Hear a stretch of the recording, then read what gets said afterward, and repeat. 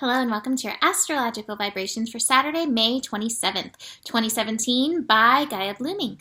I'm Mimi and our energy mantra for today is I consciously connect within for harmony.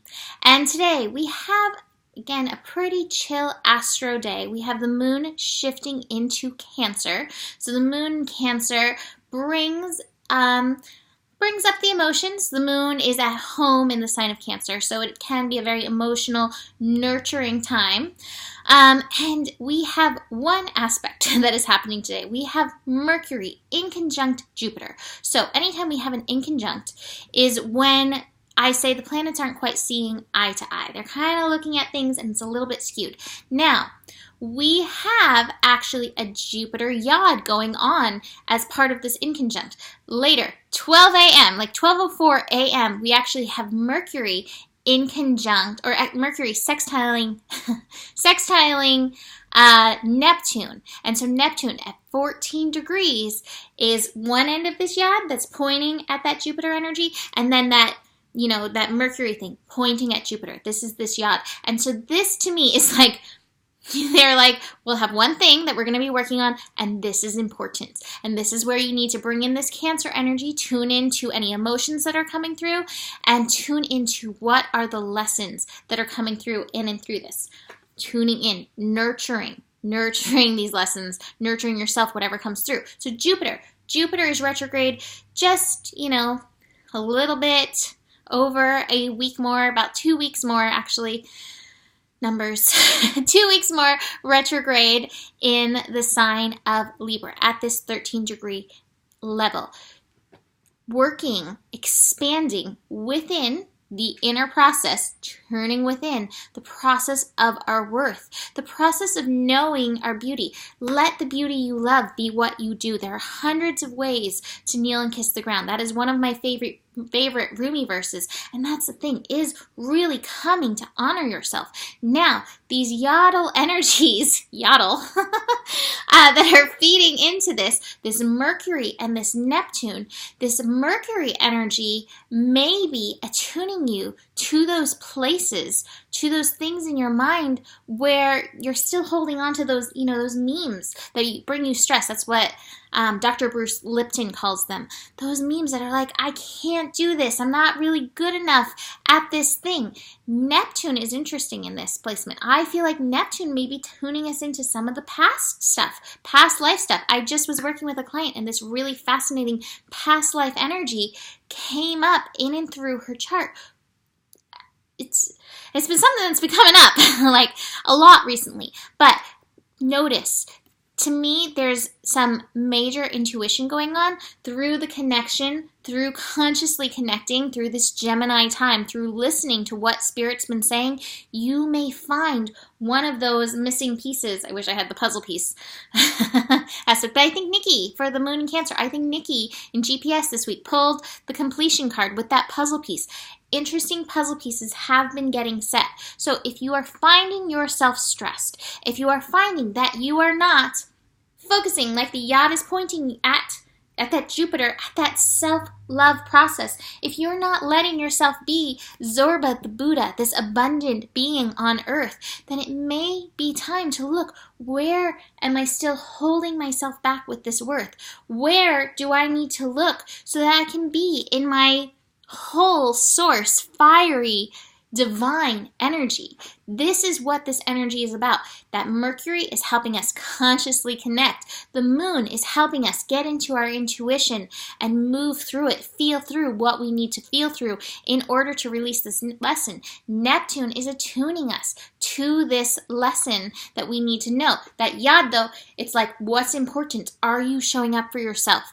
Are you loving on yourself? Are you knowing your worth? Are you bringing forth your talents?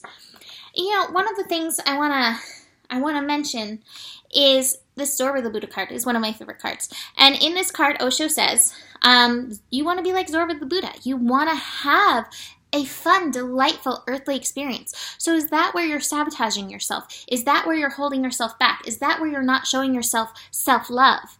Because you're just not allowing yourself to enjoy life on this planet? Or is it in the spiritual realm? Are you a little embarrassed to dive into the land of woo?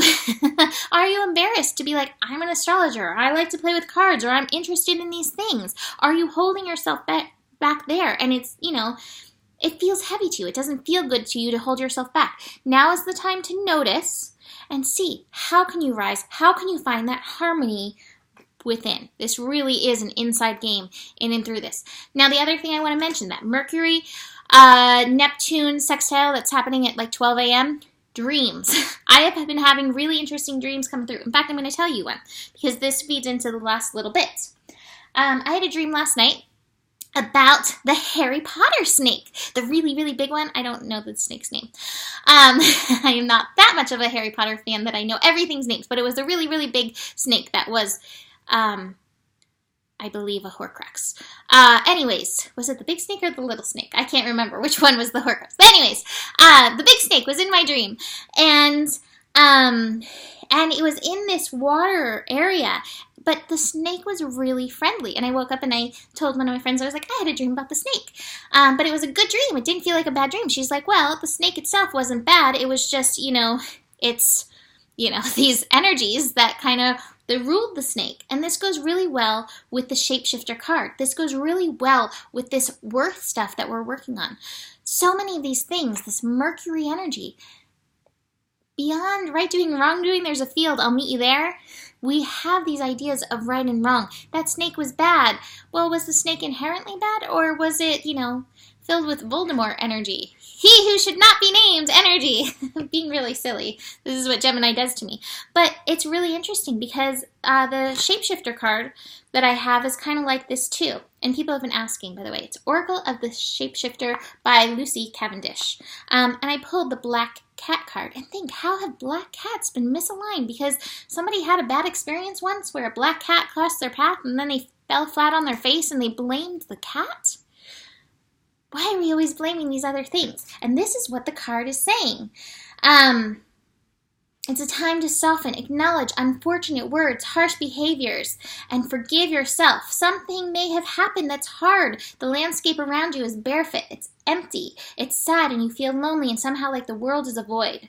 The harvest has come and gone, and it feels like you've been left with nothing. You feel very sad and like you have been unjustly treated, but you must see that you may have somehow created this situation that you find yourself in.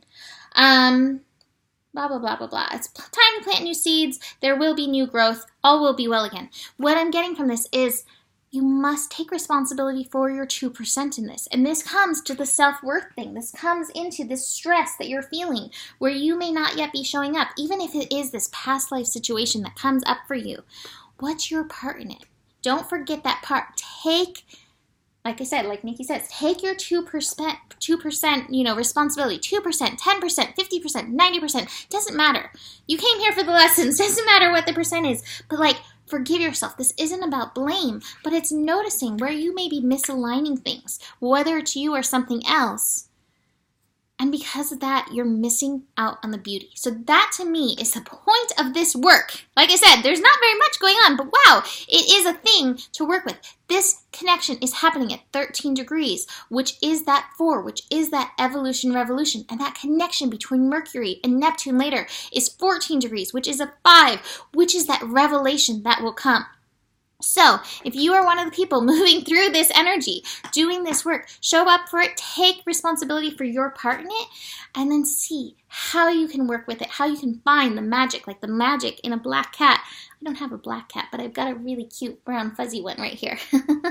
How can you take responsibility for it so that you don't keep saying don't let the black cat cross my path, because all that's doing is creating a little silliness and a little resistance in your life at this time. So, that is it for today. Consciously Connect. I have a reading sale going on at my website, GaiaBlooming.com. It's $44 for a half-hour reading. And that is it for now. I will see you later. Namaste.